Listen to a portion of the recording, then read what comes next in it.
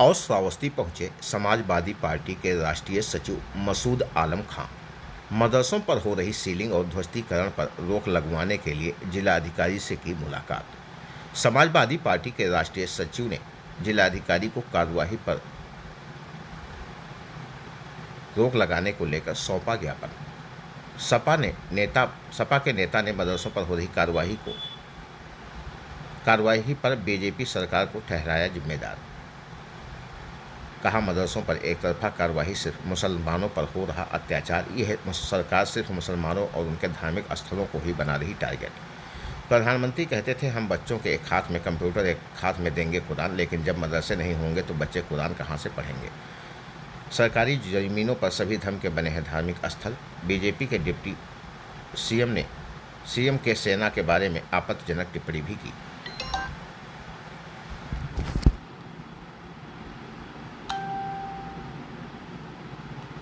फोनवा नहीं उठावा था जब कोनो काम लाया था तो। साथ ही बोले, ऑपरेशन सिंदूर की लड़ाई सेना ने लड़ी। सेना की फोटो के बजाय प्रधानमंत्री अपनी फोटो लगवा रहे। पेट्रोल पंप और चौराहों पर प्रधानमंत्री की लग रही फोटो, जबकि शहीदों की लगनी चाहिए फोटो। इस बारे में जब बात की गई तो देखिए मसूद आलम खां ने क्या कहा। जिलाधिकारी महोदय ने मुझे और पुलिस कप्तान साहब दोनों लोग संयुक्त रूप से मौजूद थे। जिलाधिकारी महोदय ने कहा है कि नहीं, ठीक है, हम पूरा इसका संज्ञान लेंगे और आगे जो मदरसे सील किए गए हैं वो अपनी मान्यता के कागजात पूरे कर लें तो हम उन्हें खुलवा देंगे जिनका मान्यता नहीं है।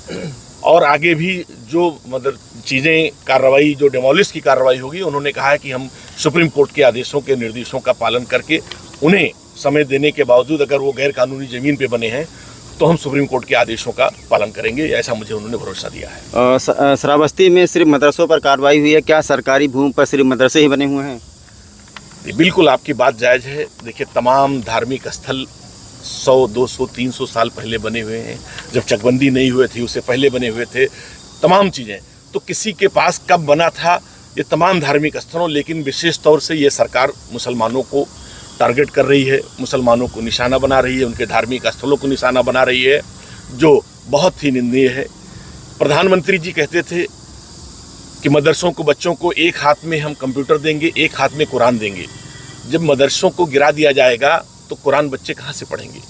मैंने दूसरी चीज़ और कही है डीएम साहब से कि जो मदरसे बंद किए गए हैं उन बच्चों को परिषदीय विद्यालयों में भी उनके एडमिशन के लिए व्यवस्था कराई जाए। उन्होंने कहा है कि नहीं, हम जिला बेसिक शिक्षा अधिकारी से हम कह रहे हैं कि उन सभी बच्चों को जो स्कूल से, जिन्हें मदरसे से छूट गए हैं, उन्हें फिलहाल के लिए परिषदीय विश्वविद्यालय में उनके दाखिला हो। डिप्टी सीएम मध्य प्रदेश के द्वारा कहा गया कि तीनों सेनाएं प्रधानमंत्री के सामने नतमस्तक है, इस पर क्या कहेंगे? मैं ऐसी भी सोच की उन लोगों की, देश हमारे लिए सेना सर्वोपर है, सबसे ऊपर है, और हम इस तरह की किसी भी बयान की निंदा करते हैं। जिस तरह से अभी ऑपरेशन सिंदूर में हमारी सेनाओं ने अपने शौर्य का प्रदर्शन करते हुए पाकिस्तान को नाको चना चबवाया, और उसके उन अफसरों में भी सोफिया कुरैशी हों या और तमाम लोगों, ऐसे अधिकारियों के पर कुछ भारतीय जनता पार्टी की विकृत मानसिकता के लोगों ने उनके बारे में जो बात कही है वो बहुत ही घृणित बात है। देश ऐसे बयानों के खिलाफ है। आज 140 करोड़ जनता अपनी देश के साथ और अपनी सेना के साथ जब खड़ी थी, तब उस समय में भारतीय जनता पार्टी के लोगों का इस तरह कहना ये दिवालियापन है और उनकी घृणित सोच और सांप्रदायिक सोच का ये प्रतीक है। सिंदूर का सारा से भाजपा ले रही, इस पर क्या कहेंगे आप? हाँ, मुझे बहुत अफसोस हो रहा है कि लड़ाई किसने लड़ी।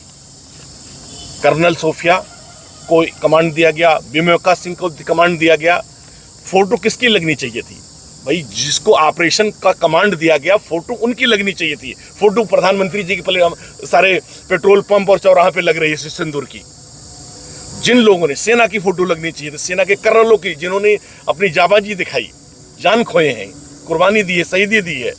अब भारतीय जनता पार्टी शहीदों का पर भी, उनकी चिताओं पर भी, और खास तौर से ऐसे संवेदनशील मुद्दे पर भी राजनीति करना चाहती है, लेकिन देश की जनता समझ रही है और इन्हें अब नकारेगी। नेताजी, बहराइच में सैयद सलार मसूद गाजी की दरगाह पर मेला लगने की अनुमति नहीं दी गई। प्रशासन की तरफ से आपने देखा संभल में कहा गया किसी लुटेरे क्रांता की याद में मेला नहीं लगेगा, इसको किस तरीके से देखते हैं आप? देखिए, ये हमारी देश की पहचान है। जहाँ हम खड़े हैं ये गाजी गौतम की धरती है, हजारों साल से लगते आ रहे हैं।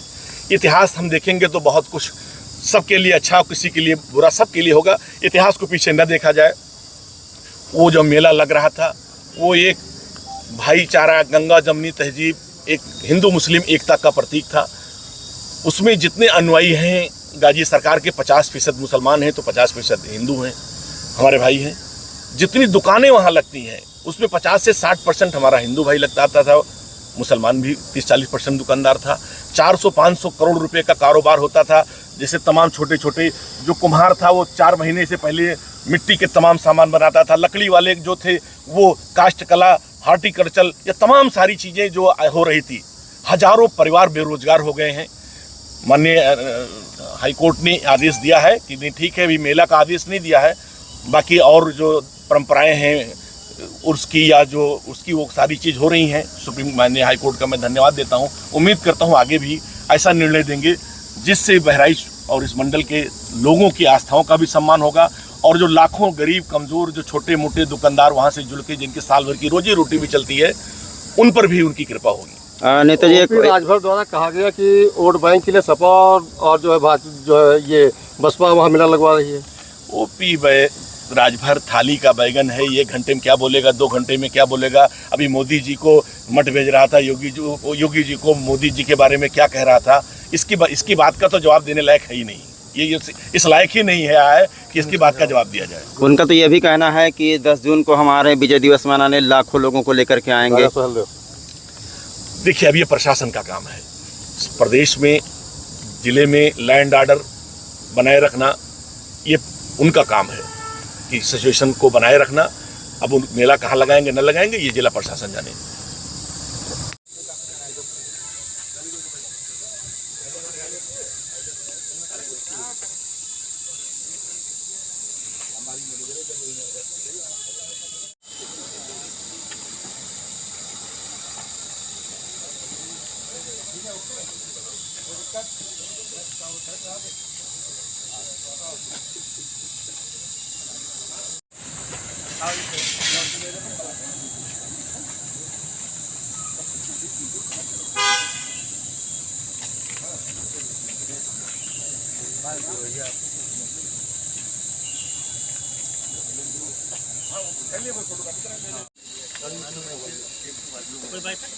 बाइक कोई है?